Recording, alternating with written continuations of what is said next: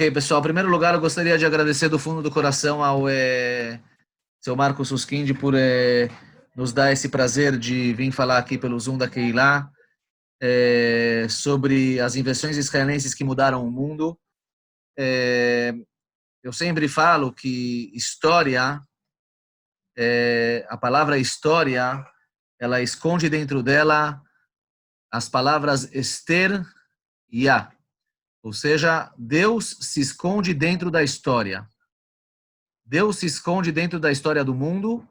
Então, quando a gente escuta um palestrante tão bom, já tive a oportunidade de escutar o seu Marcos em outras oportunidades, outros lugares, e também já li vários textos que ele escreveu, e é um conteúdo muito bom, uma maneira muito boa de se passar, e é um zchut muito grande para a nossa Keilah, em ter o senhor aqui, seu Marcos, vindo falar para a gente essa palestra sobre esse assunto de Israel, de ver o nosso povo que reviveu há 70 anos atrás, mais ou menos, voltou para o seu estado e chegou tão longe no ponto de vista de tecnologia, no ponto de vista de ética, no ponto de vista de tudo.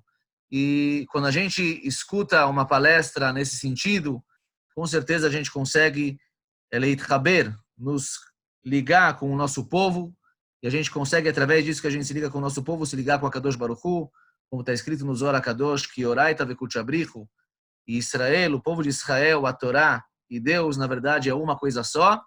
Então, muito obrigado, seu Marcos, por vir aqui pelo Zoom da nossa Keilah dar essa palestra, e eu passo a palavra para o senhor. Tudo de bom, e tenho certeza que todos vão adorar.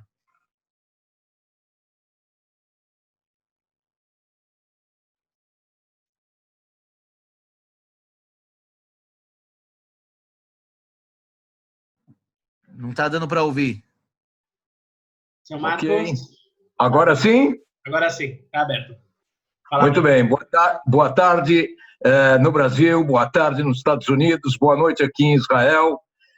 Estamos começando mais um bate-papo sobre o desenvolvimento da tecnologia aqui em Israel e, principalmente, nós vamos tentar falar sobre as invenções israelenses que impactaram o mundo, muitas das quais a maior parte das pessoas sequer sabe que foram inventadas aqui em Israel. Meu nome é Marcos Suskind, eu sou brasileiro, vim morar em Israel há pouco mais de 4 anos atrás, estou muito satisfeito vivendo aqui, mas, logicamente, continuo profundamente ligado ao Brasil, país onde eu nasci, que acolheu meus pais, e então a relação entre Brasil e Israel no coração é bastante forte. Vamos começar a falar, então, sobre como é que nós chegamos em nos transformarmos no país que é definido como the Startup Country, o país das inovações. Como Israel se transformou no país das inovações, um país tão pequeno como o nosso? Vamos lá. Israel é um país muito pequeno. Na sua formação em 1948, a população total do Estado de Israel era de apenas 806 mil habitantes. 806 mil habitantes é um pouquinho mais que a população da cidade de Jaboatão dos Guararapes, em Pernambuco. É um pouquinho menos do que a população da cidade de Nova Iguaçu, no Rio de Janeiro. Esta era a população total do Estado de Israel. Mas o número pequeno de habitantes não era o único problema do país. O país era extremamente pobre. Uma grande parte da população eram pessoas que sobreviveram à Segunda Guerra Mundial, e durante a Segunda Guerra Mundial, como nós sabemos, os judeus tiveram roubadas as suas propriedades, as suas joias, as suas economias. Além disso, Israel não tem, e não tinha e não tem, recursos naturais. Enquanto os vizinhos são riquíssimos em função do petróleo, Israel não tem petróleo, Israel não tem ferro, não tem cassiterita, não tem bauxita, não tem carvão mineral, não tem nem sequer água.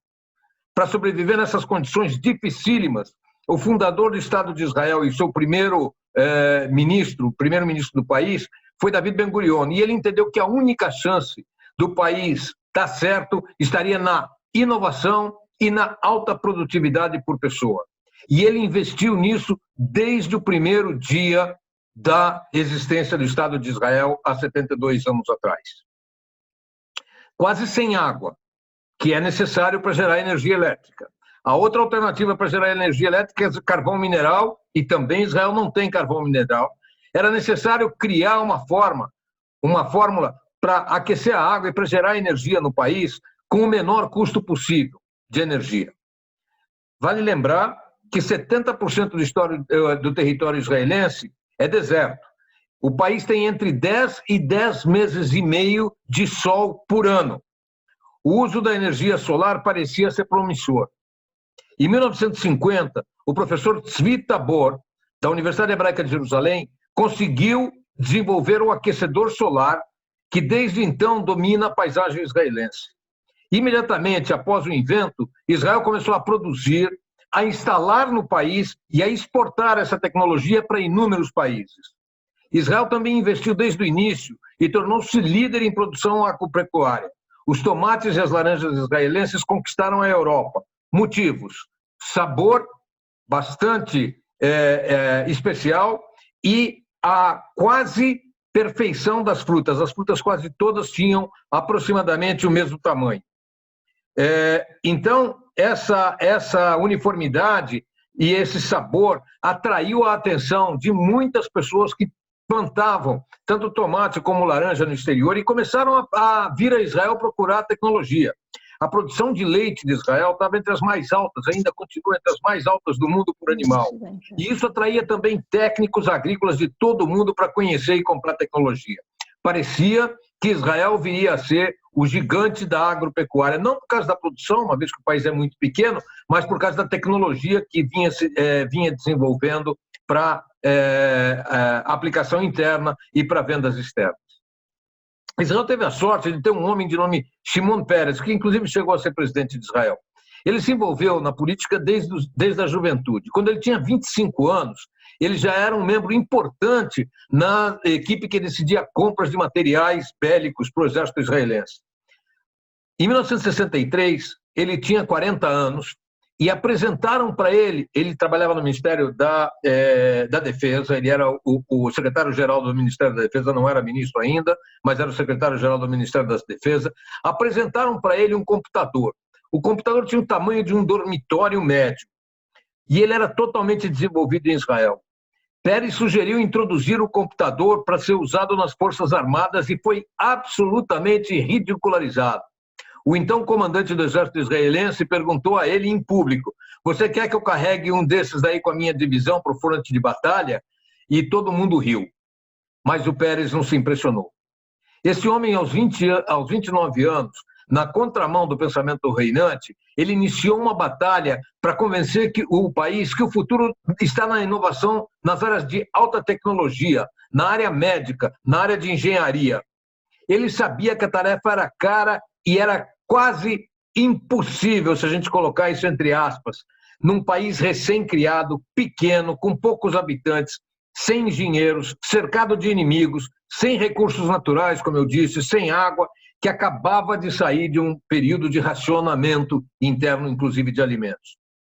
Quando Peres tinha 33 anos, ele fundou uma empresa chamada Israel Aerospace Industries, que hoje fabrica os aviões de guerra mais avançados do mundo.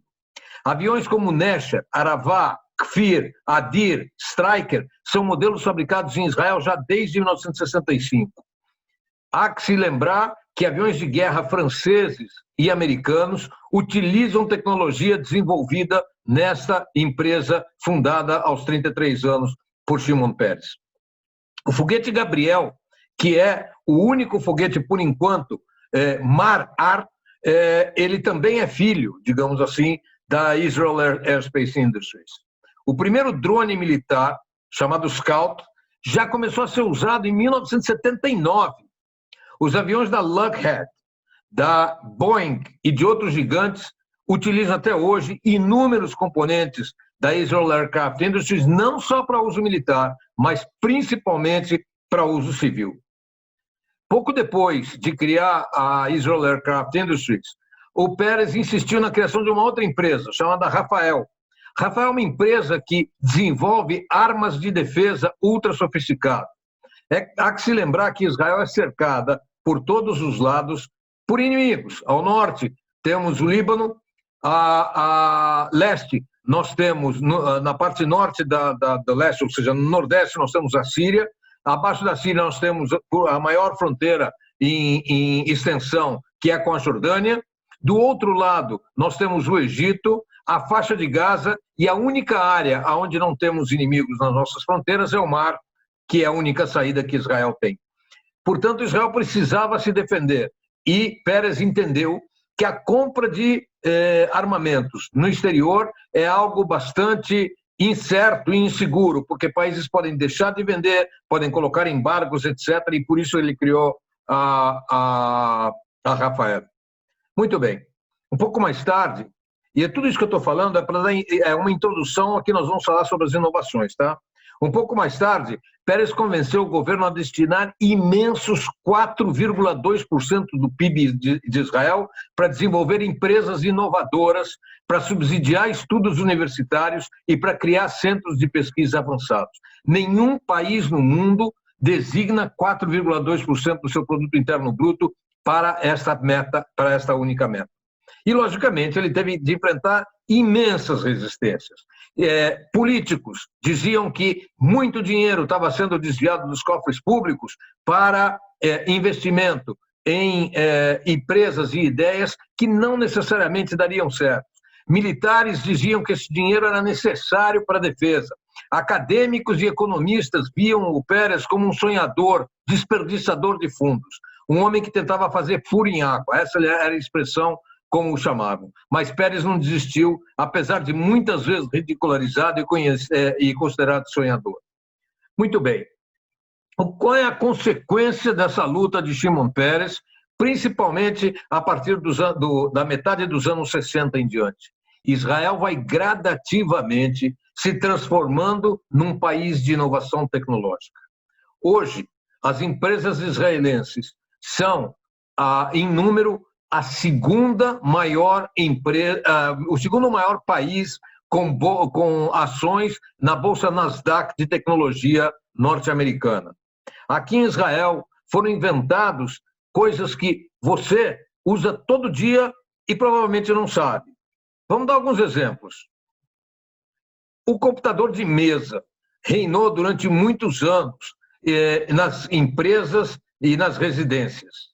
Foi um israelense que teve a ideia de reduzir aquele computador de mesa para que se transformasse inicialmente no que nós chamávamos de notebook, né? Depois ele foi reduzido ainda mais até chegar ao computador potente que todos nós carregamos hoje na nossa mochila.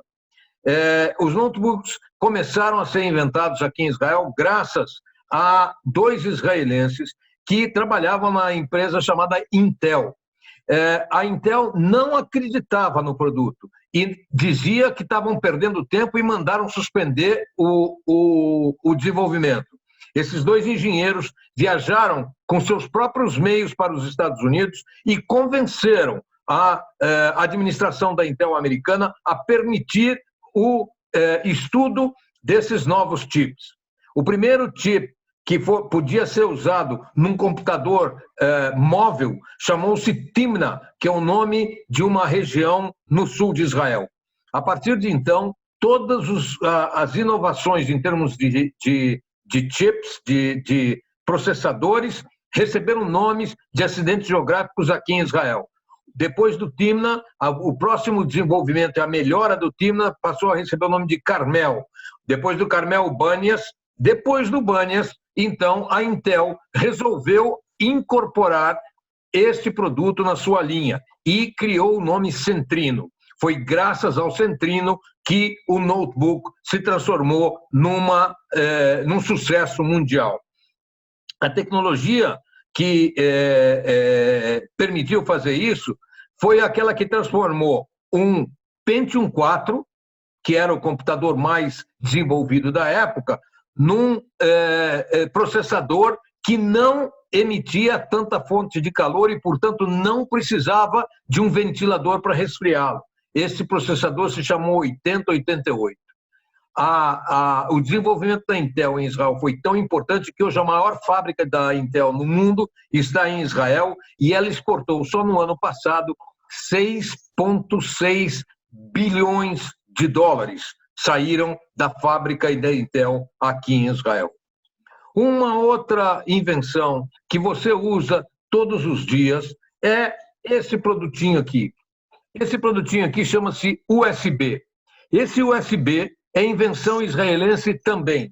Ele passou do USB que você acabou de ver, ele se desenvolveu para outros tipos de conectores menores ainda, como, por exemplo, o conector do iPhone, que carrega o iPhone, o conector que carrega o seu Android, o chamado tipo C ou tipo B, enfim, todos esses conectores são frutos deste produtinho aqui, chamado USB, que também foi inventado aqui em Israel.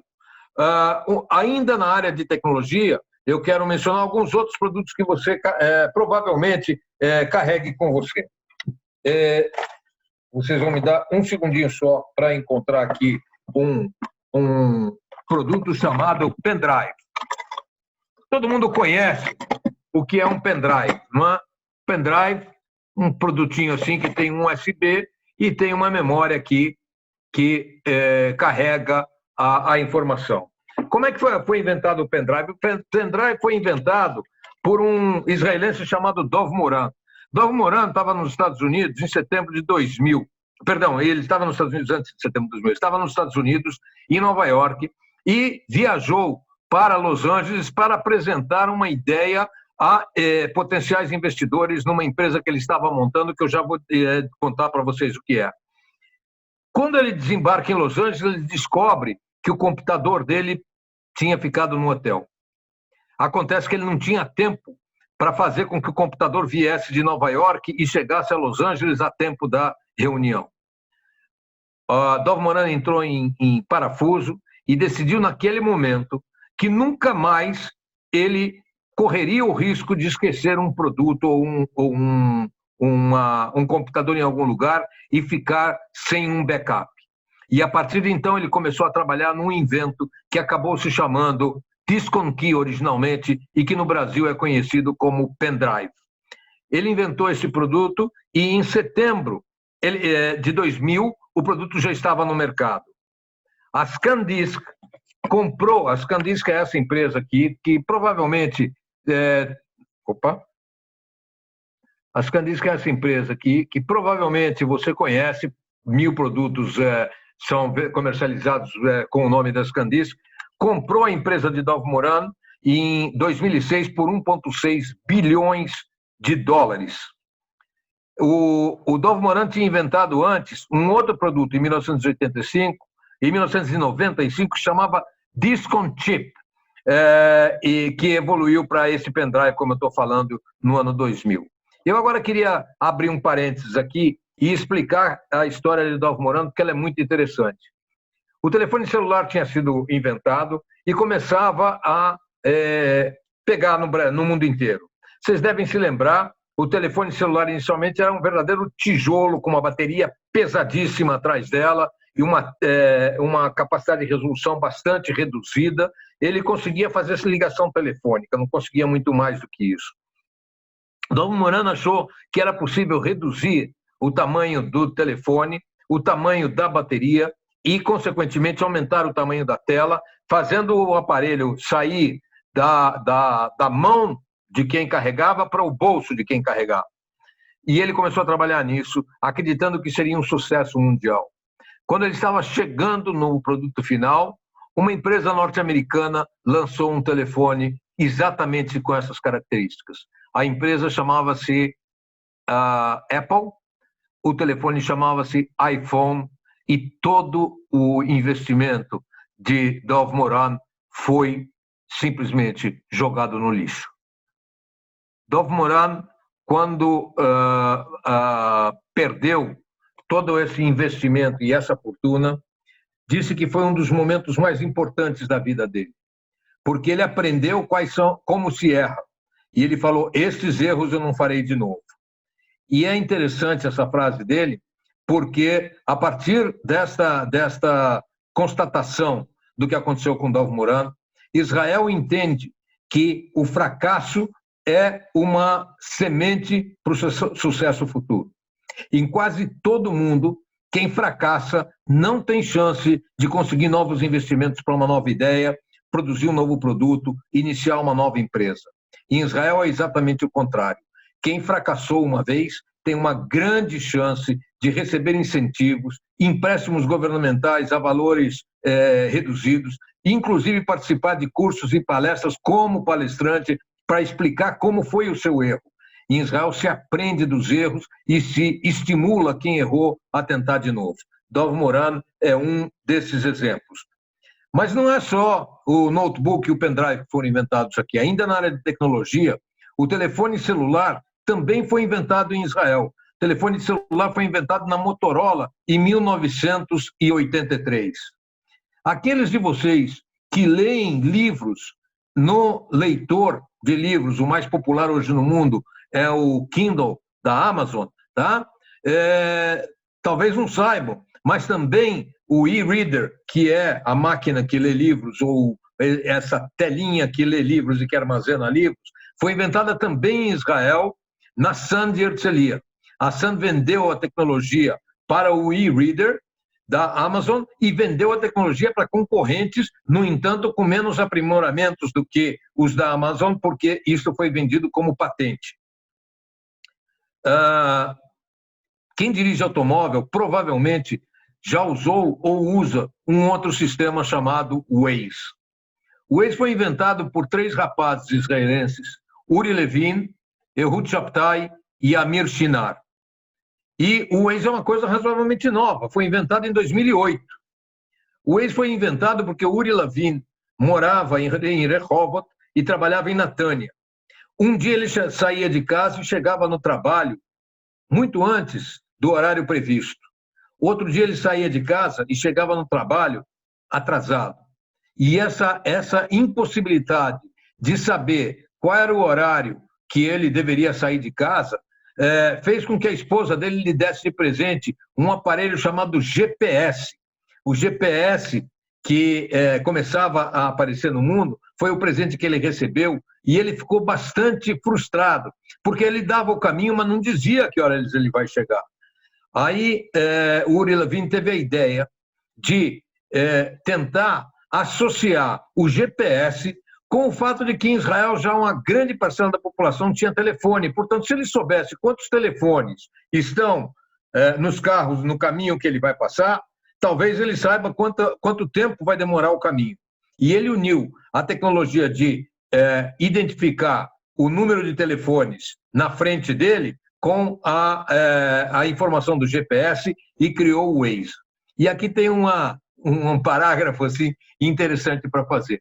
Quando ele estava procurando investidores para bancar o nascimento da ideia, aliás, aqui fazer um segundo parênteses ainda importante. Quando você começa uma startup, normalmente você procura investidores que vão colocar dinheiro numa empresa que ninguém, numa ideia, não é empresa ainda, numa ideia que ninguém nem sabe se um dia vai ser produto. O investidor que coloca dinheiro numa ideia que ainda não foi testada, que é simplesmente um sonho, ele é chamado de angel. E ele é o primeiro investidor na empresa e normalmente ele investe em troca de ações se o produto um dia vingar. E Uri Levin, junto com Ehud Shabtai, foram ao Brasil, entre outros lugares, porque no Brasil havia um senhor, cujo nome, infelizmente, eu não tenho, mas eu sei que ele é um senhor membro da Igreja Batista, que tinha escritório na Rua 15 de Novembro, e ele investia, ele era um angel, ele investia em novas ideias. Quando eles foram apresentar o Waze para esse senhor, ele falou, quem vai querer isso, cara? Já existe GPS, você vai querer concorrer com os fabricantes de GPS imensos que existem nos Estados Unidos? E ele descartou a ideia. Diz ele que foi o maior erro dele como empresário na vida. O Waze foi inventado por eles e tem hoje uma média de 130 milhões de usuários por dia. A pessoa pode acessar o Waze num total de 87 línguas diferentes e ele foi vendido à Google em junho de 2013 por $1 bilhão. Eu quero falar ainda de mais alguns produtos de tecnologia, eu não vou conseguir falar de todos, mas alguns são importantes. O SMS é um invento israelense. A empresa que inventou chama-se Mirabilis. Ela inventou em 1996, o primeiro comunicador por internet. Para isso era preciso fazer com que o telefone consiga receber e passar mensagens. Até então, como eu disse antes, o telefone fazia telefonemas, mas não passava mensagem, não escrevia, não tinha teclas nele. E aí, o pessoal da Mirabilis conseguiu introduzir no telefone celular o teclado. E ao colocar o teclado, eles inventaram um sistema que no Brasil é chamado de ICQ. Essas 3 letras em inglês se lê ICQ, e ICQ significa também eu te procuro. Foi assim que nasceu o primeiro comunicador de mensagens na internet, e ele conseguiu, em apenas 8 meses, 100 milhões de usuários. Em 1998, 2 anos depois da invenção, foi vendido por 440 milhões de dólares. Foi a maior venda o maior valor de venda de tecnologia até então. Quem são os filhos do ICQ? Ou seja, quais são os produtos que derivaram da ideia do ICQ? Alguns vocês já ouviram falar, provavelmente o Telegram, o Facebook, o Twitter, o Instagram, o Viber. Todos esses produtos se apoiam na tecnologia inventada pela Mirabilis, que inventou o ICQ. Um outro produto foi inventado aqui ainda na área de tecnologia por Seffi Visager, Yair Goldfinger, Amnon Amir e Arik Vardi. Esses 4 eram 4 jovens recém-saídos do exército, sem dinheiro nenhum, mas, por sorte, o Arik Vardi era filho de Yossi Vardi, que era um senhor que tinha já uma condição econômica melhor. O senhor Yossi Vardi bancou os 4 rapazes e eles inventaram um sistema chamado VoIP. O VoIP, ao contrário do ICQ, adicionou uma coisa nova. Até o ICQ só se podia utilizar escrita no telefone. Quando inventaram o VoIP, VoIP é Voice over Internet Protocol, ou seja, voz através do protocolo de internet. E a partir do VoIP, foi possível utilizar o que nós estamos fazendo hoje, conversar, né, e transmitir mensagens com imagens e voz pelo telefone, não só falando no ouvido, mas fazendo o que nós estamos fazendo nesse momento.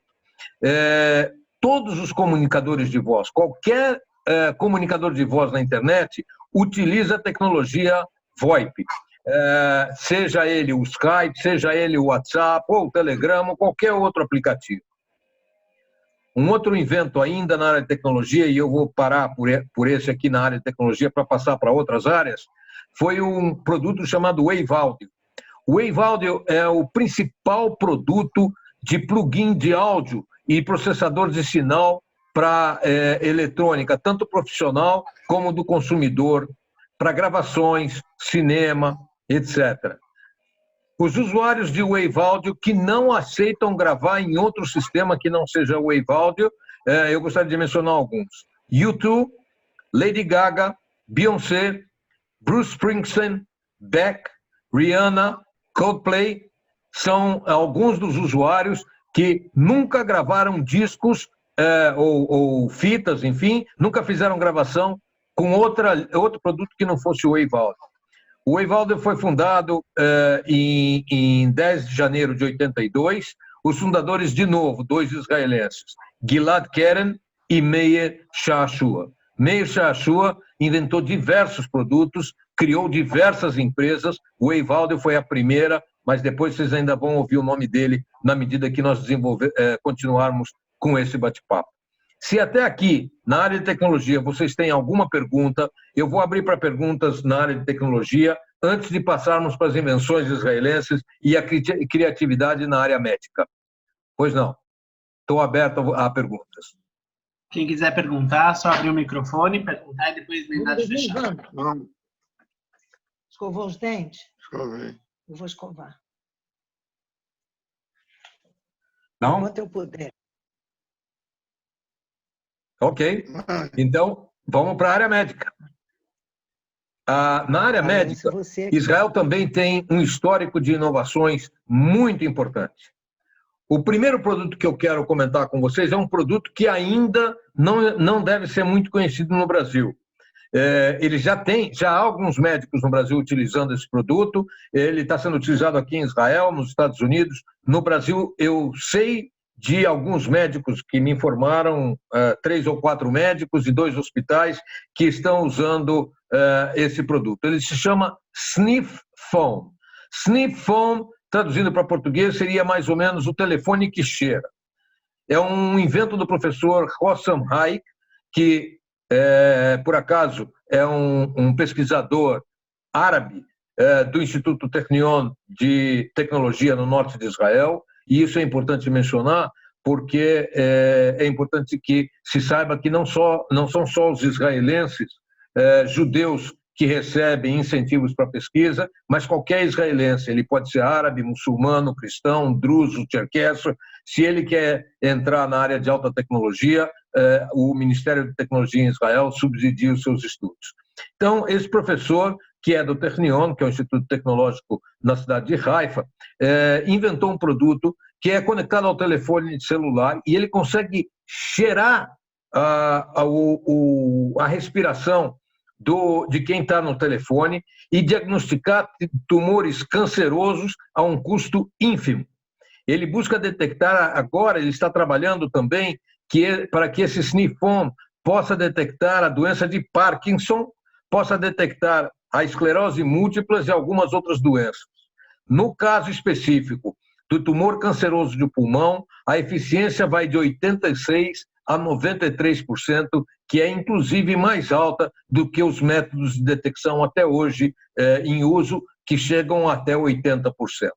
O Sniff Phone, por enquanto, é caro, e é por isso que ele não está difundido.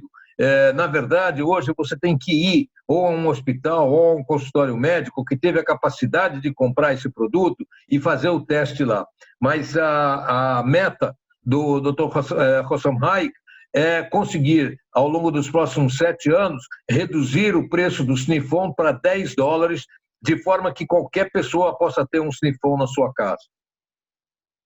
Um outro produto interessante na área médica é PillCam. PillCam é muito interessante. Quem inventou a PillCam é um engenheiro da indústria Rafael, que eu mencionei antes, de defesa. Ele era responsável pelos sistemas ópticos colocados nas ogivas das bombas, para fazer com que as bombas se dirijam exatamente ao alvo e não caiam em áreas habitadas por civis. Ele, uma vez, olhando para um foguete, ele falou, se isso pode funcionar num foguete, por que eu não posso tentar colocar isso em alguma coisa que possa funcionar no corpo humano? Ele, então, desenvolveu um sistema com uma microcâmera extremamente pequenininha, que é colocada dentro de uma cápsula, igual qualquer um desses remédios em cápsula que você toma, então, tantos remédios em cápsula que você toma na sua vida. Ele desenvolveu uma câmera que cabia dentro de uma cápsula, você engole essa câmera anda por dentro do seu corpo e ela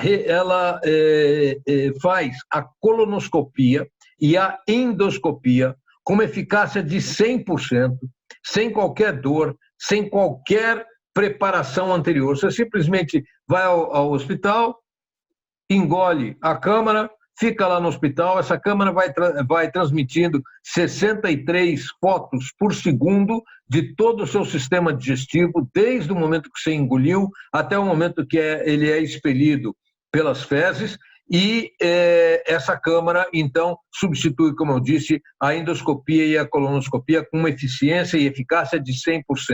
É um invento do professor Gabriel Eidan, e esse já está em bastante uso. Você pode encontrar, por exemplo, eu vivi em São Paulo, eu sei que em São Paulo o Einstein usa, o Sírio-Libanês usa, o Hospital Oswaldo Cruz usa, o Hospital Samaritano usa. Ele ainda é caro, porque é uma câmara, afinal de contas, que é de alguma forma depois descartada, mas é um sistema extremamente seguro e que não causa nenhum outro tipo de problema com os preparos necessários para colonoscopia ou endoscopia.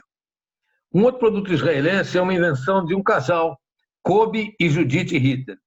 O Kobi Ritter era um rapaz, filho de um senhor que tinha, aqui na cidade de Jaffa, bem próximo da minha casa, ele tinha uma empresa de produtos metalúrgicos, fazia pequenos produtos metalúrgicos sem muita tecnologia. E o Kobi, trabalhando lá, começou a trabalhar um pouco com tubos flexíveis.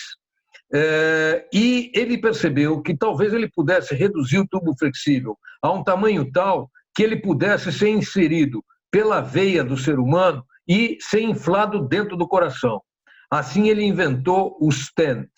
O stent cardiológico que você usa em qualquer cirurgia de coração, em qualquer, perdão, não é cirurgia, como se chama isso? Puxa, esqueci o nome no momento, daqui a pouco vai chegar.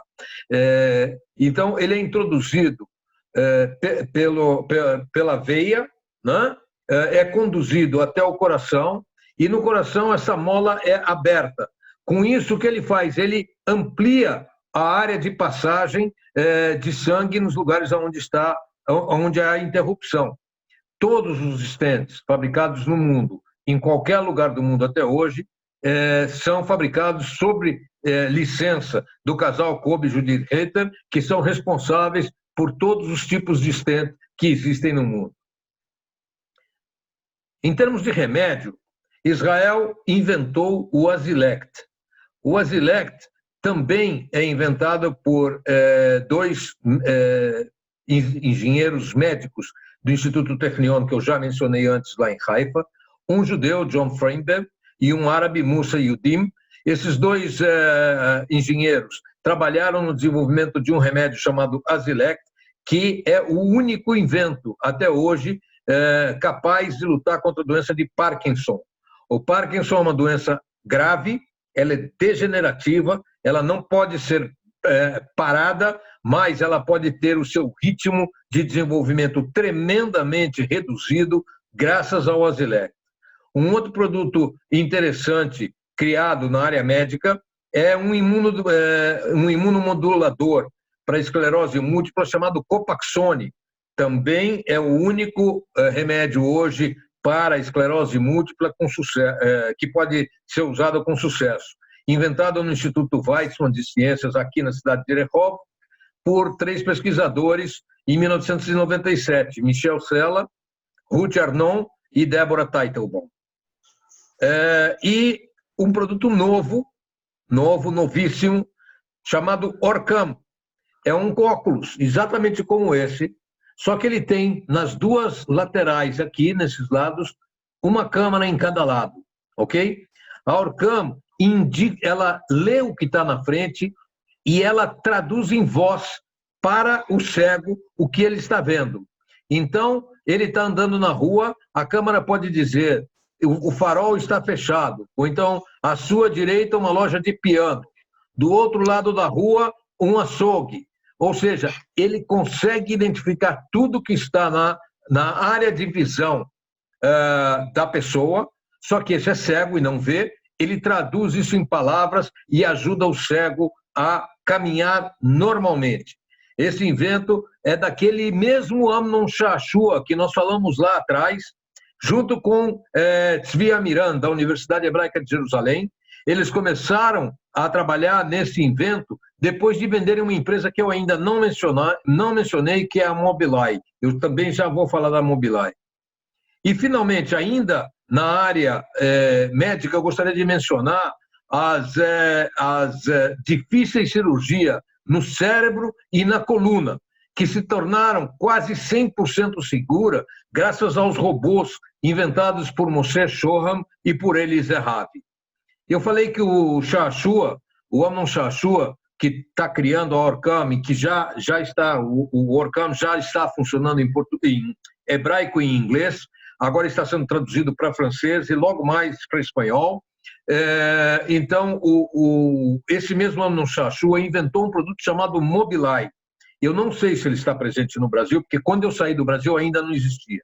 O Mobileye é um produto que é colocado em automóvel e que ele é um sensor. Quando você está dirigindo, ele consegue identificar qualquer perigo à frente ele te avisa se uma pessoa vai parar, vai passar na sua frente, ele te identifica se um automóvel está perto, ele pode te dar um aviso sonoro para brecar, ou ele pode, eventualmente, brecar o seu carro para não atropelar alguém ou para não causar uma batida. O sistema que breca o seu carro é um pouco mais caro do que o sistema que te dá um aviso sonoro. Mas, hoje em dia, praticamente todos os carros produzidos na Europa para uso na Europa, na China, Japão e Coreia para uso na Europa e no Oriente Médio e nos Estados Unidos, já vem com o sistema Mobileye de fábrica. Então, quando você, por exemplo, muda de faixa, se você esqueceu de dar o sinal que você está mudando de faixa, ele buzina, ele apita para você, porque ele parte do pressuposto que, eventualmente, você dormiu. E ele avisa para você que você está mudando de faixa uma vez que você não deu o sinal. Se você deu o sinal, ele entende que você quer mudar de faixa. Ele também permite que você, como eu disse antes, breque o seu automóvel se alguém passa à sua frente. Além disso, ele identifica perigos nas duas laterais e atrás do seu veículo. E, finalmente, o sistema Mobileye também permite que você acople a ele um telefone e que esse telefone chamaria ou polícia ou guincho em caso de acidente.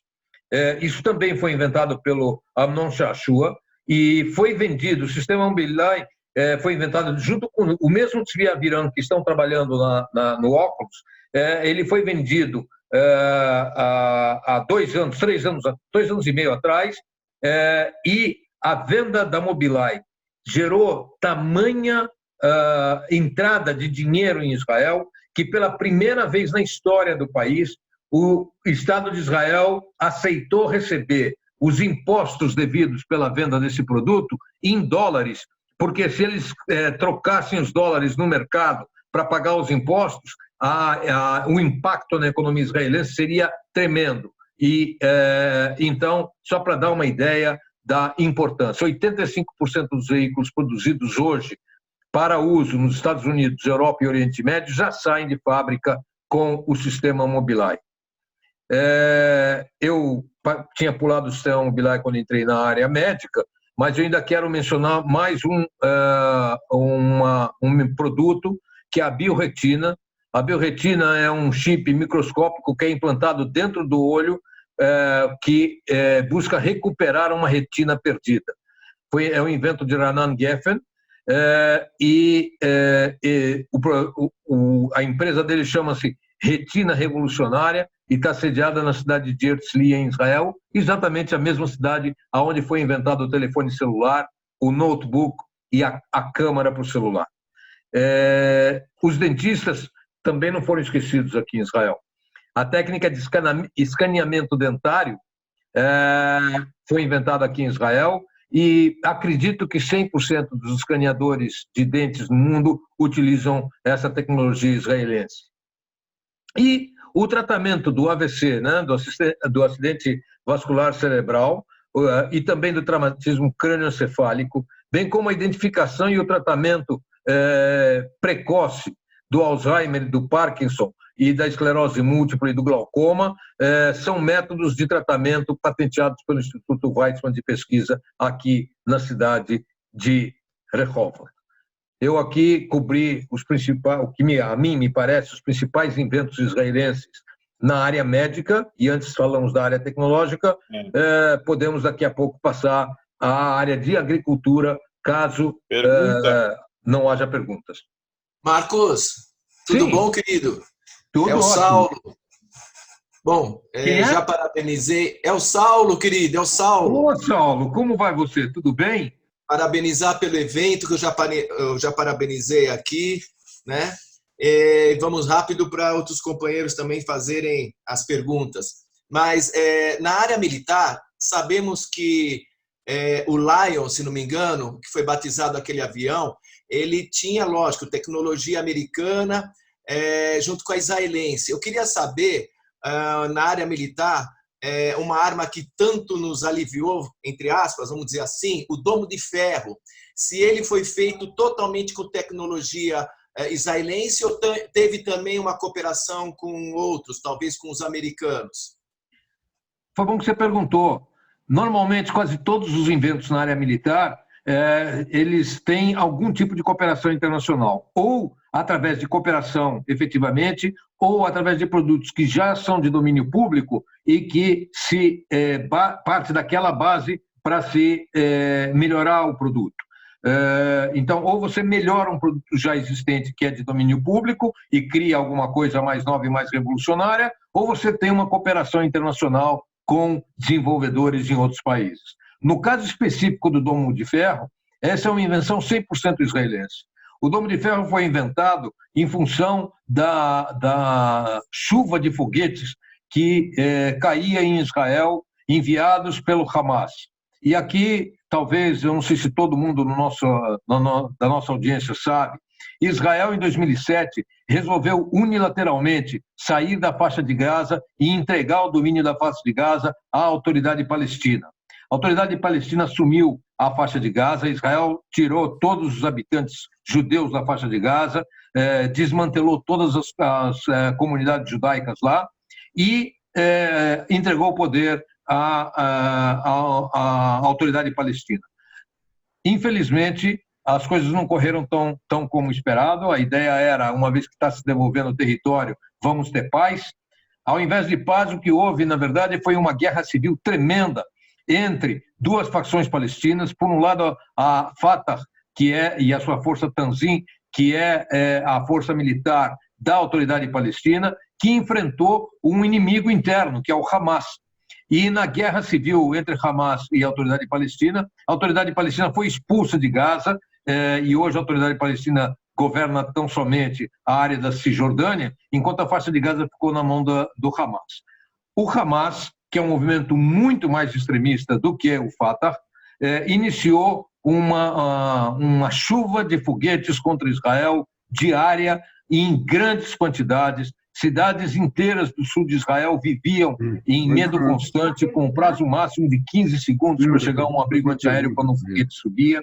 E então, um político, por acaso habitante de uma cidade no sul de Israel, deu a ideia da criação de um sistema de defesa aéreo que destruísse os foguetes inimigos no ar. O Domo de Ferro é o resultado desse investimento em tecnologia. Ele detecta com 97% de acerto os foguetes no ar. Não só isso, ele detecta também qual é a trajetória desse foguete, aonde ele vai cair. Se esse foguete for cair em terreno desabitado, simplesmente deixa-se ele cair e explodir.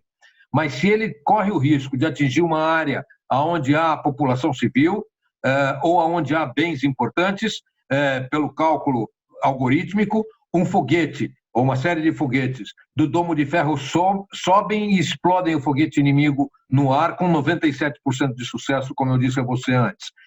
Esse é um sistema israelense. Hoje, o Domo de Ferro já está sendo exportado para defesa em alguns países. A Coreia do Sul acaba de comprar uma grande quantidade de foguetes Domo de Ferro, porque ela se vê hoje novamente ameaçada pela Coreia do Norte. Os Estados Unidos também são compradores do sistema Domo de Ferro, e outros países que eu não sei se nos é permitido revelar. Vamos ficar só nesses dois no momento. Queria fazer uma pergunta. Querido. Queria fazer uma pergunta. Pois não? Aqui é o Alberto, tudo bem? Alberto, nós rezamos juntos em São Paulo quando ambos perdemos nossas mães. Eu me lembro de você. Isso mesmo, isso. Eu queria falar sobre o produto que meu primo Doron está representando aqui no Brasil, que é o Orcan. O Orcan também é uma tecnologia médica que é usada para visualizar. E esse Orcan é um produto israelense. Exatamente, acabamos de falar do Orcan. Marcos, o Orcan que nós vimos aqui, que ele está citando, é aquele óculos com a câmara lateral que já traduz para o português. Curitiba já tem algumas compradas pela prefeitura. Isso. Eu não sabia que já tinha a Orcan no Brasil. Realmente eu não sabia. É o primo Doron que está representando, Doron Satka. Bom, então diz a ele que, além de ser uma profissão para ele está fazendo um grande trabalho para os cegos, porque eu usei o Orcan no museu, quando eu fui apresentado a ele, tive a oportunidade de andar com os olhos vendados usando o Orcan e eu simplesmente não acreditava no que eu estava vendo. Boa tarde a todos. Alberto, meu nome é Rubel Bagli. Marcos, prazer estar aqui assistindo essa live. Eu soube da live através de um parente meu. Eu sou do Rio de Janeiro, sou representante do Orcan aqui no Rio de Janeiro. Eu peguei essa representação aqui através do Doron, que é teu primo Alberto, que acabou de falar, né? Não sabia. Posso dizer para vocês que eu peguei essa representação não por questões financeiras, mas sim pela a possibilidade de eu poder colocar esse produto no mercado, fazendo com que muitas pessoas com deficiência visual pudessem ter a oportunidade de ter uma certa acessibilidade a muitas coisas que não se tinha com um deficiente visual. É um produto realmente fantástico, excelente um produto, tanto é que me parece que foi premiado pela revista Time de Ciências no ano passado, talvez com uma das 200 maiores invenções do mundo feitas até agora. Muito obrigado aí por você citar esse equipamento aí, o Marcos. Obrigado aí por essa bela apresentação de tecnologia que você está nos dando aqui. Uma boa tarde para todos, obrigado. Vou silenciar o meu microfone para continuar escutando aí a palestra. Muito obrigado. Ok. Mais alguém? Não. Então vamos passar para a área agrícola agora. Na área agrícola, como eu comecei falando para vocês que Israel, assim, na área agrícola, nos primeiros anos do Estado, se investiu profundamente na área agrícola e até hoje Israel é um líder mundial na área de agricultura.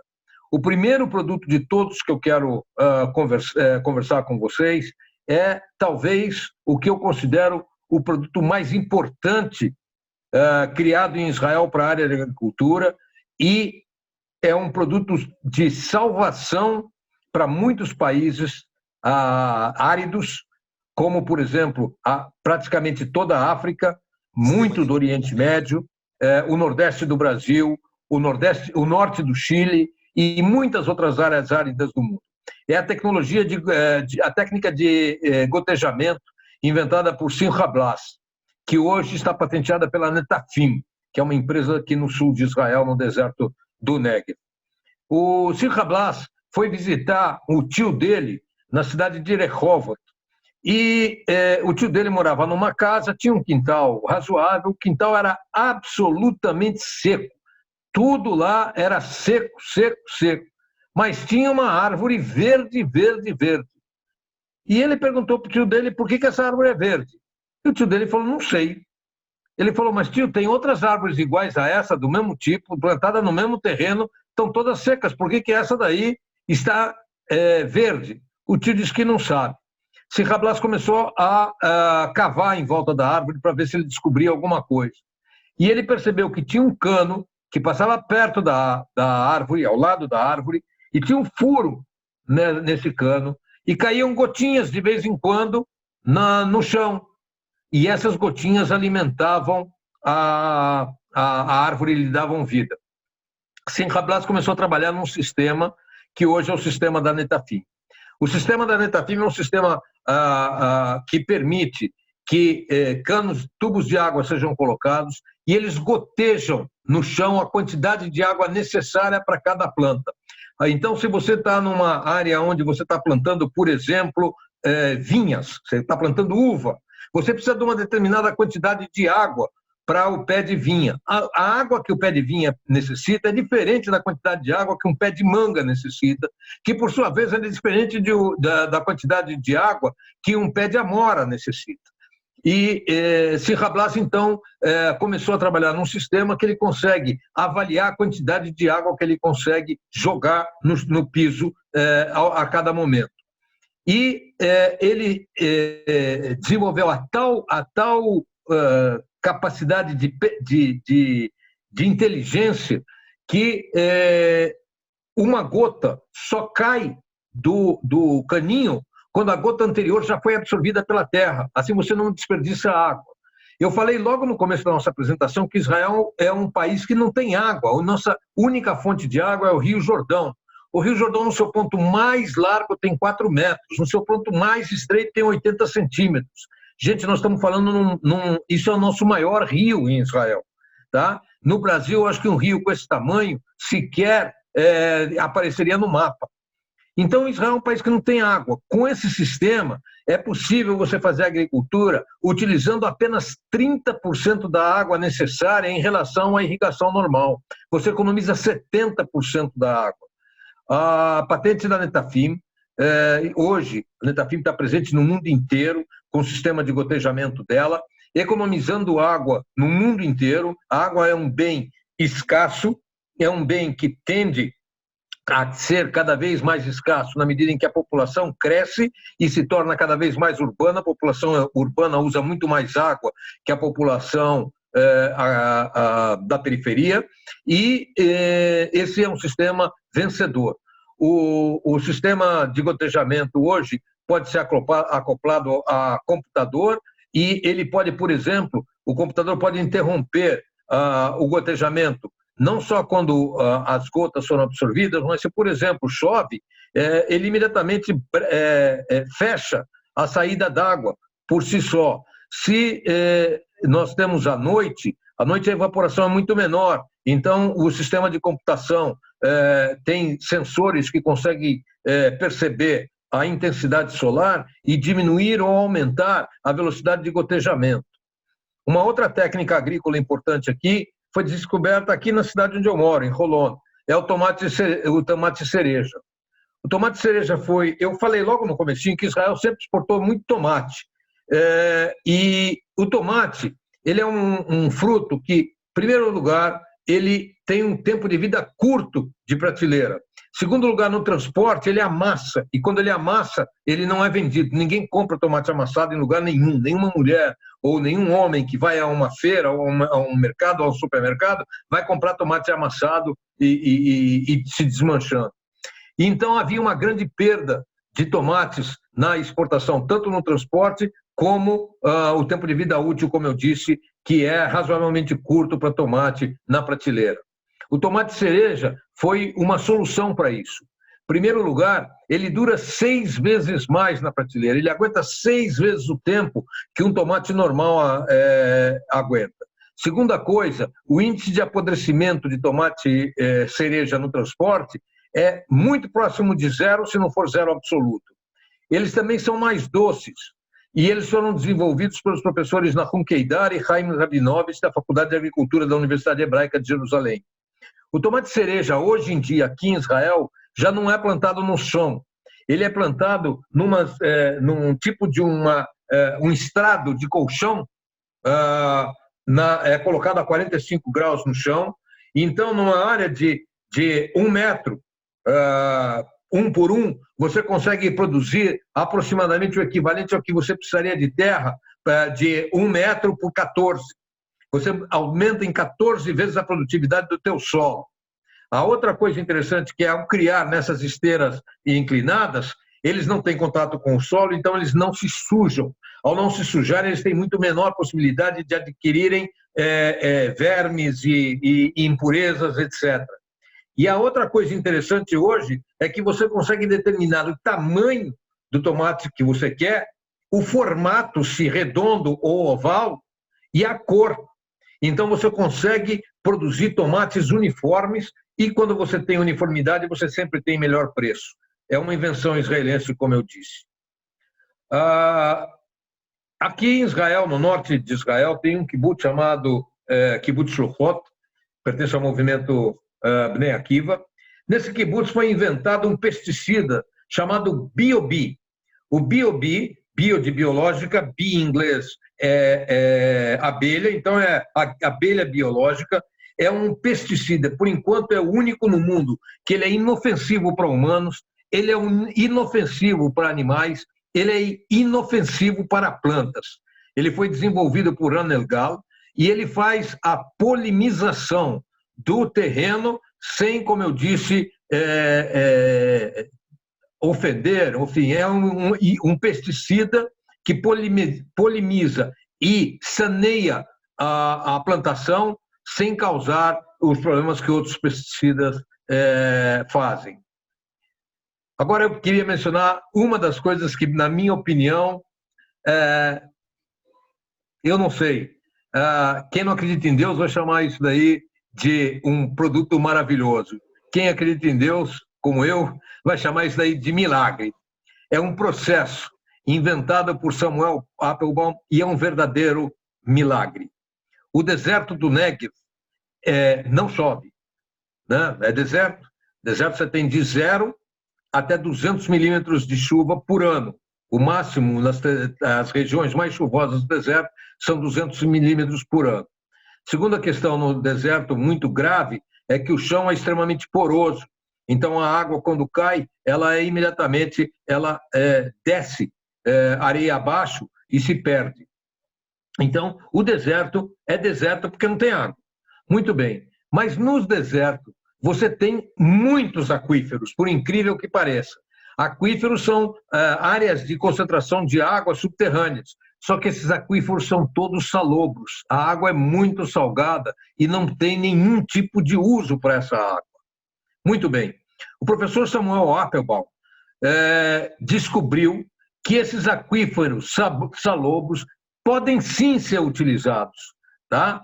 E até 13 anos atrás, o nome dos aquíferos salobros, por incrível que pareça, a população desértica chamava esses aquíferos de pais do deserto, porque eles são tão salgados que nada vai nascer em cima deles. A água é extremamente salgada. Então, eles eram chamados de pais da desertificação.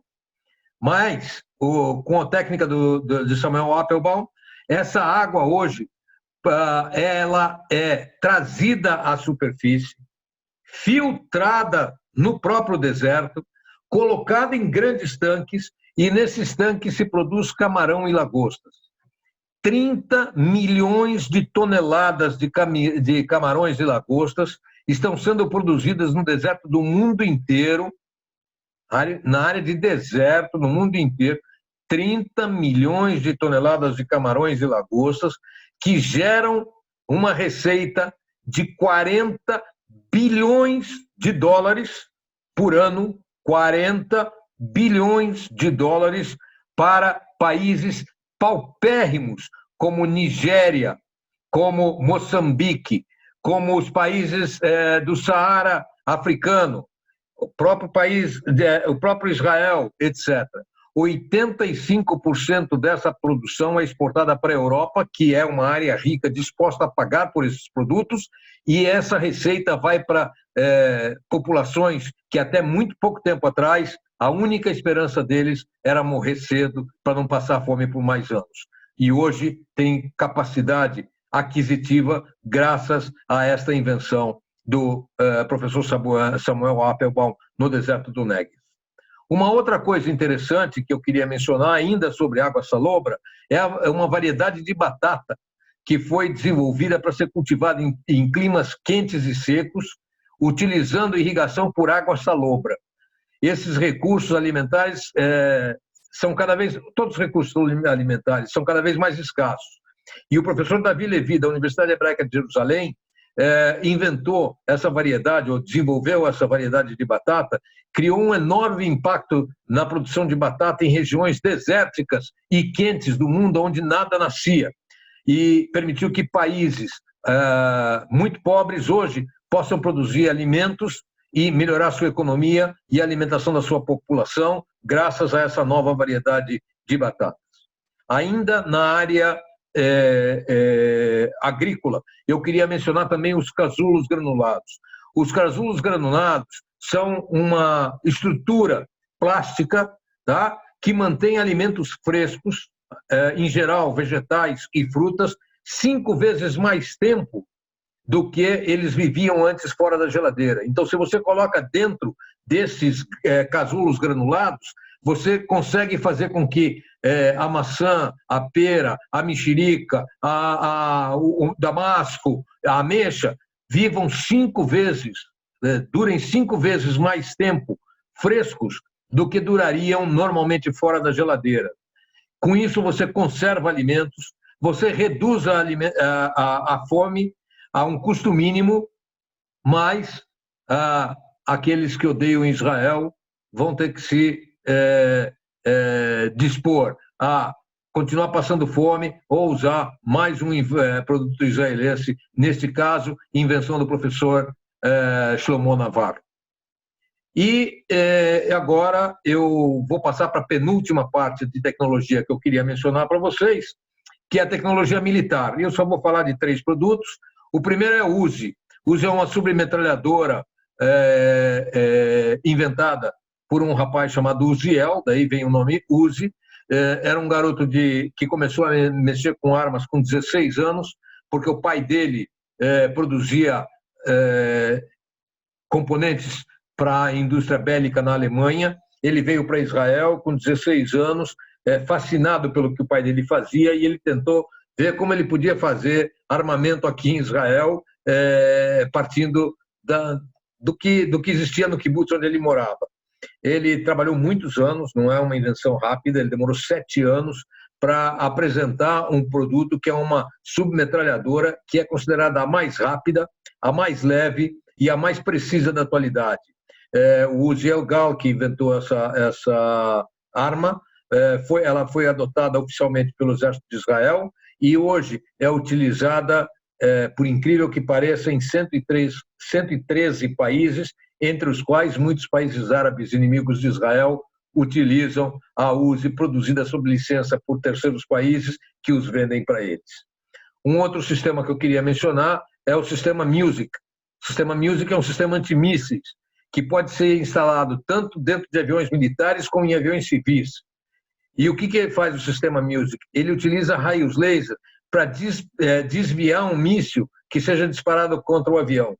Esse sistema de desviar os mísseis já está instalado em muitos aviões, praticamente em todos os aviões militares, mas também em muitos aviões civis.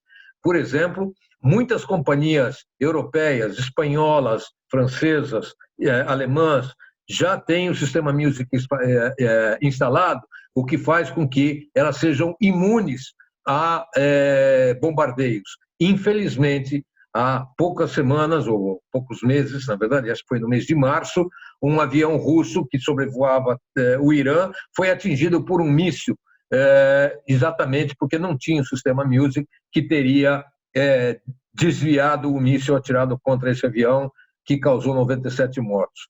O sistema Music já está em uso, como eu disse, por uma grande quantidade de companhias aéreas no mundo, foi desenvolvido por uma empresa israelense de nome Elbit.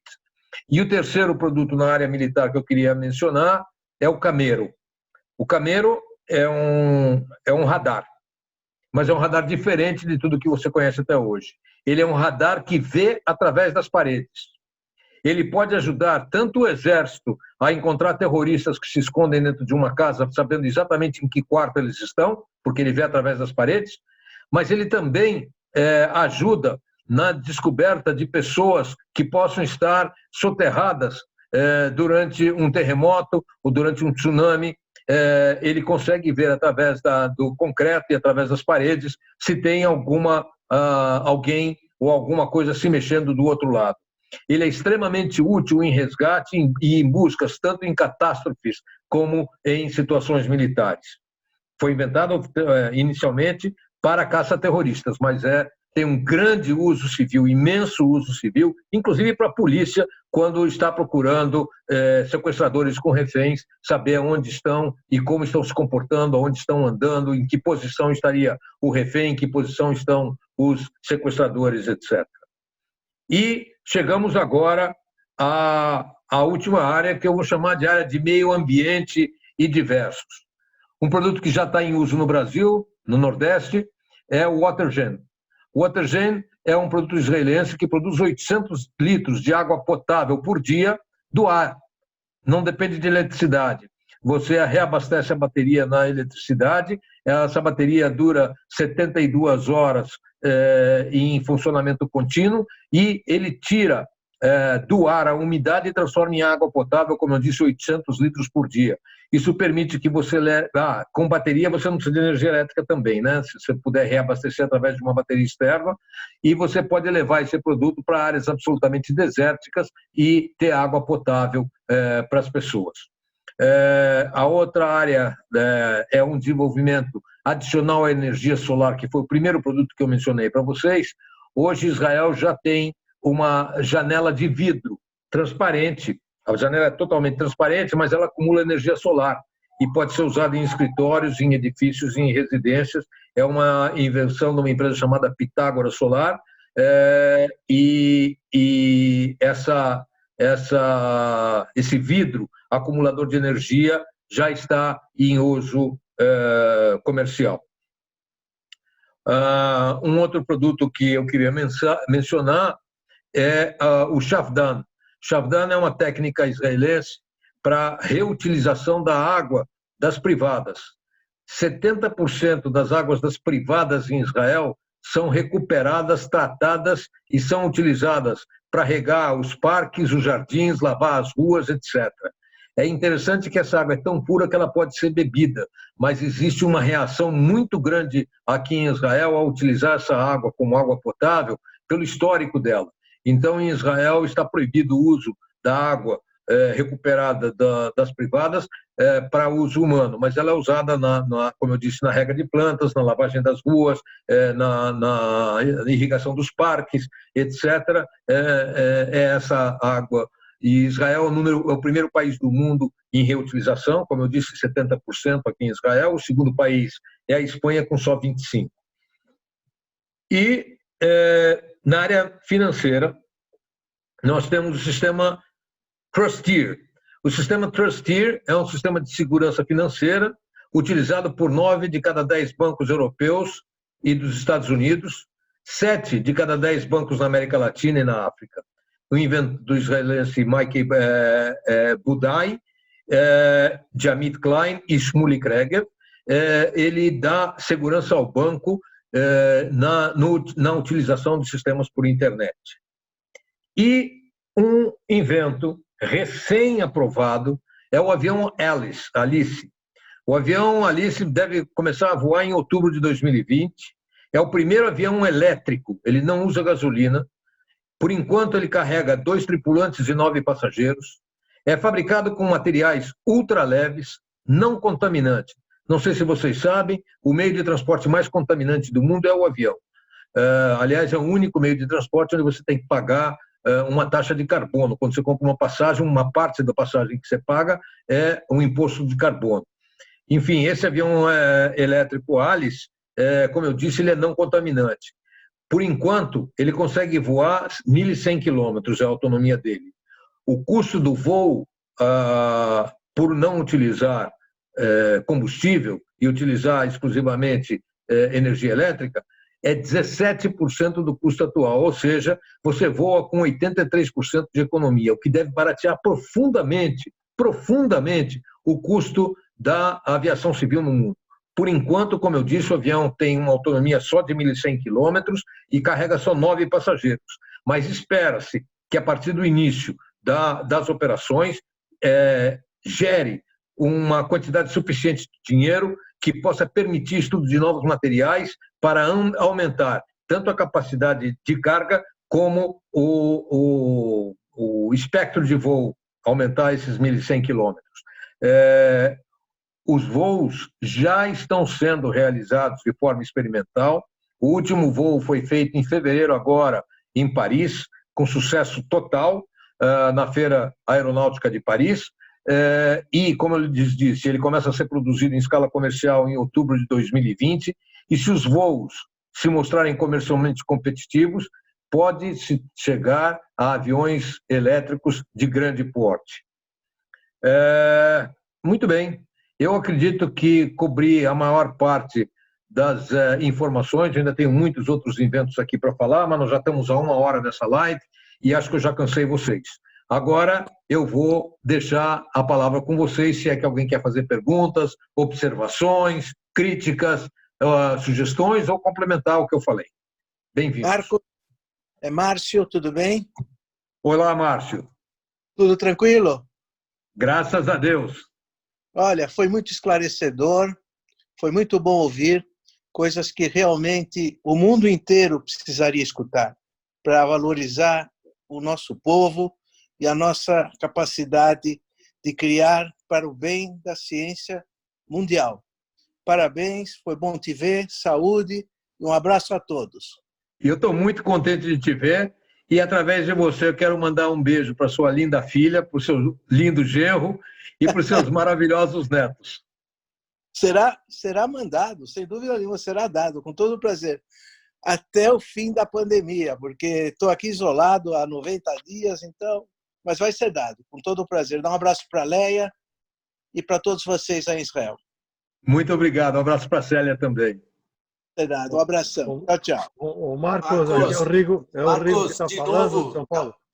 Marcos, é o Saulo. De novo, quero parabenizar aquele Israel pela live e quero deixar claro aqui que é muito conteúdo para pouco tempo. Então, minha sugestão é que se repita para a gente voltar ao tema, que é sensacional. Obrigado, Marcos. Um abraço, amigo.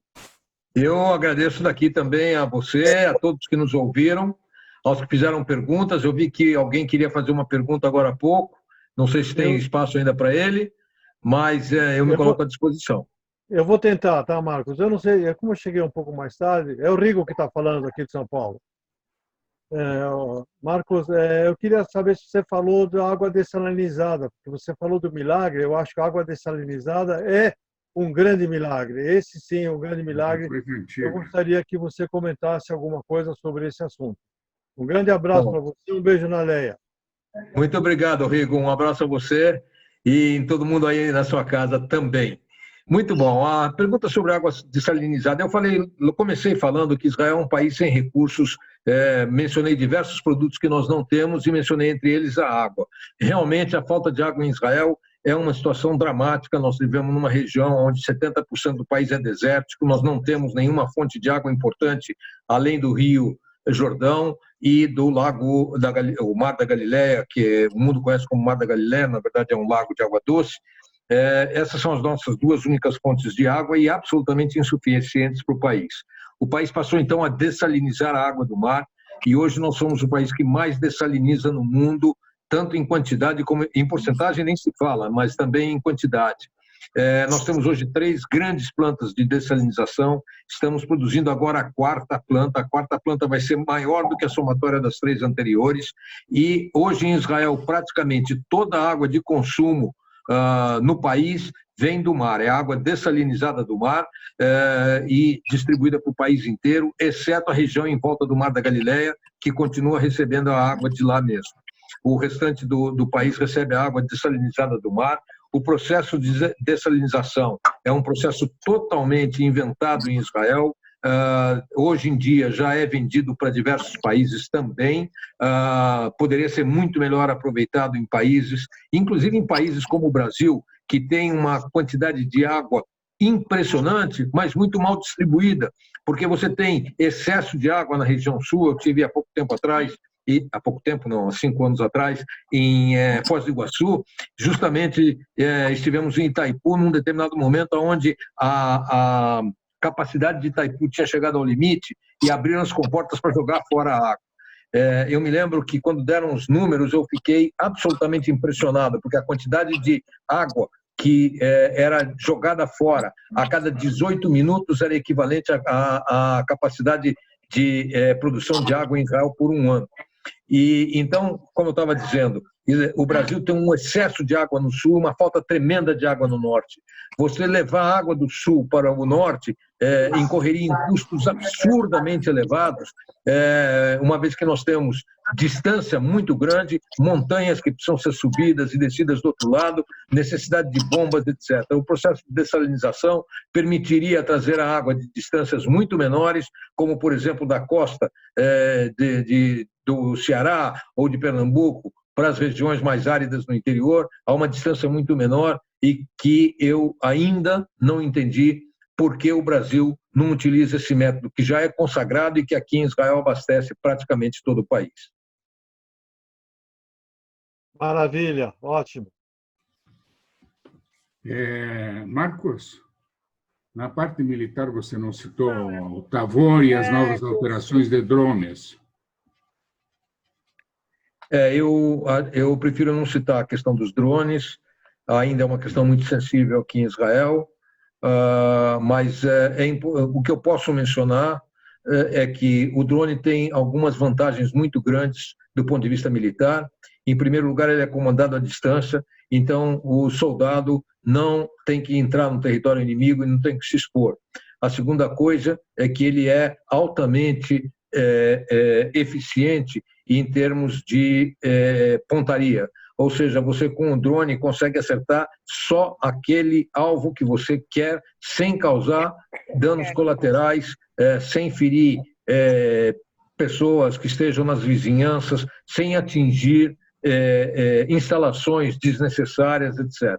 Israel tem feito um uso muito grande de drone, a produção de drones militares em Israel é extremamente importante, não só para Israel, mas para a defesa da maior parte dos países europeus que utilizam os sistemas desenvolvidos em Israel, mas muito mais do que isso, eu me sinto sem condições de falar e acho desnecessário. Marcos! O Brasil já está começando a usar os drones em fronteira aqui também, os drones israelenses. Como? Os drones israelenses estão começando a ser usados para a fronteira, Foz do Iguaçu e outros lugares. Eu li aqui que estão fazendo patrulhamento tanto na questão de contrabando, na questão de drogas e também na questão de infiltração como é que se diz, de pessoas que tentam entrar no Brasil indocumentadas, né? Isso eu tenho lido aqui. Mas não é só no Brasil. O uso do drone israelense no mundo inteiro. O México, por exemplo, utiliza os drones nas campanhas contra os lordes das drogas. Na Colômbia, ele é utilizado para policiamento das florestas. O drone israelense hoje é um best-seller no mundo. Marcos, você me ouve? É o Wilson Sampaio. Quem é? O Wilson Sampaio, você me ouve? Te ouço perfeitamente, Wilson. Ô, Marcos, eu gostei muito da sua explanação com relação à questão do óculos com a câmera e também com relação à dessalinização dessa água salobra encontrada aí no... Você sabe, eu sou baiano, sou lá da Bahia, da cidade de Miguel Comum. Você sabe disso, nós somos amigos há muitos anos, e lá nós temos esse problema com a questão da água. Então, é muito interessante, achei interessante essa sua explanação. Nós vamos lá na frente, como disse um outro que estava acompanhando aí, o tempo é muito curto para poder você responder a todos, mas fico satisfeito pela sua explanação e daqui te mando um abraço, um beijão para a Leia. Muito obrigado, um prazer imenso te ouvir. Saudades. Você é um bom amigo, Wilson. Marcos, eu acho que a única mulher que está aí te assistindo sou eu. Como vai, Alva? Você está boa, minha querida? Eu estou bem, eu estou jóia. Eu quero dizer que você é o cara mais multidisciplinar que eu já ouvi na minha vida, porque você aborda inúmeros assuntos com uma rapidez e com uma facilidade como você tramita entre esses assuntos. É uma capacidade que eu conheço em pouquíssimas pessoas, eu acho que você é o number one. Mas o que eu quero dizer para você é o seguinte: logo no início do governo, logo no início que o Bolsonaro assumiu, ele foi para Israel, e eu me recordo que havia muita esperança com esse contato Israel-Brasil, que ele trouxesse algumas novidades, enfim, que ele trouxesse algumas das tecnologias israelenses para cá. Você tem ciência de alguma coisa que já está em andamento, que funciona já no Brasil, desse contato do Bolsonaro naquela ocasião? Olha, eu não sigo muito isso, mas eu me lembro que, por exemplo, a Watergen doou para o Brasil, não sei se 3 ou 4 máquinas dessas que fazem água potável a partir do ar. Logicamente que doar 3 ou 4 máquinas tem um determinado custo. Mais do que isso, provavelmente eles vão querer vender. Não acredito que a Watergen está disposta a doar um equipamento que não é barato. Mas eu sei que a Watergen mandou essas 3 ou 4 máquinas inicialmente, não sei se foram outras. Agora, eu sei que, por exemplo, na área militar, há um número bastante grande de intercâmbios, pelo menos na área de treinamento de utilização. Eu sei que, por exemplo, Israel é um dos países mais desenvolvidos na área de adestramento de cães. O número 1 no mundo em adestramento de cães é os Estados Unidos. Só que nos Estados Unidos todo o adestramento de cães é feito com equipamentos eletrônicos que necessitam de energia. E esse problema é um problema sério em países como o Brasil, onde você tem muitas áreas onde você ou não tem a tecnologia ou não tem a energia para fazer com que a tecnologia funcione. E Israel é um país onde todo o treinamento da unidade de cães é feito sem uso de energia e sem uso de tecnologia. O cão é treinado para trabalhar em condições absolutamente difíceis. E sei que o Brasil tem enviado oficiais do Exército que lidam com a dispersão de demonstrações, com coisas de bandidos, ataques de bandidos, etc., estão sendo treinados aqui em Israel, mas isso daqui não acredito que começou no governo Bolsonaro. Acho que já vem desde os governos, desde Fernando Henrique, via Lula e Dilma. Isso daqui é uma atividade contínua de treinamento que Israel oferece a militares brasileiros. Na área de ensino, Israel também tem uma grande presença com a tecnologia de ensino no Brasil. Por acaso, até um brasileiro de Niterói, que mora aqui em Israel há muitos anos, o Ben-Sion, ele representa empresas israelenses com tecnologia de ensino para grandes massas. E eu sei que o Exército Brasileiro, algumas universidades brasileiras, algumas entidades brasileiras compram esses sistemas de educação de massa desenvolvidos aqui em Israel. Mas tem uma coisa que eu queria mencionar também. No Brasil, infelizmente, está crescendo a força de um movimento anti-israelense chamado BDS. BDS são as iniciais de boicote, sanções, boicote, desinvestimento e sanções. O que eles querem é que se boicote produtos israelenses, que se deixe de investir em Israel e que se criem sanções contra Israel. Esse movimento BDS tem crescido no Brasil e tem feito algumas atividades para evitar que produtos israelenses entrem no mercado brasileiro. A tentativa mais grave e que teve sucesso foi na Copa do Mundo, quando Israel desenvolveu um sistema que, pela retina de cada pessoa que entra no estádio, ele conseguia identificar em que lugar essa pessoa está sentada, e se houvesse briga no público, se houvesse qualquer problema, era possível identificar pessoa por pessoa através da retina. Esse sistema foi instalado em 10 sedes da Copa do Mundo, mas no Rio Grande do Sul foi cancelada a instalação por pressão do BDS.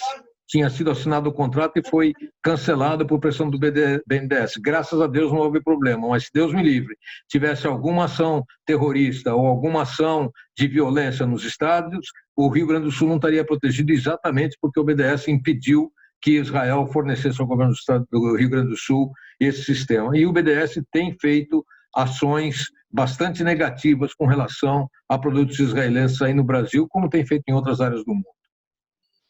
Marcos... Acho engraçado quando você fala aí no Brasil. Marcos, super obrigada, Marcos. Muito gostoso ouvir sua voz, Alva.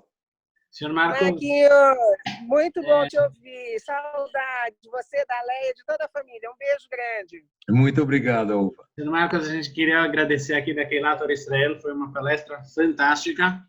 Difícil de parar, mas já está ficando tarde, então a gente vai fechar a transmissão por enquanto. E pelo visto a gente vai ter que abrir uma nova oportunidade, porque estou vendo que a gente não terminou. Muito, muito obrigado. Ok. E eu quero agradecer a você, quero agradecer a todo mundo que nos ouviu, quero me colocar à disposição para qualquer outro tipo de participação com vocês, com alguma outra entidade que tenha assistido, eu me coloco à disposição. Eu sou guia de turismo aqui em Israel, se alguém tiver interesse, se Deus, por enquanto o país está fechado para turismo, mas lembrem de mim quando vierem a Israel e procurarem por um guia, lembrem de mim, e eu deixo para vocês um imenso abraço daqui de Israel e a vontade de que essa pandemia terrível que está tomando conta do mundo nos deixe com o menor índice possível de problemas e que Deus nos ajude a vivermos com saúde e com paz. Amém. Amém. Muito obrigado.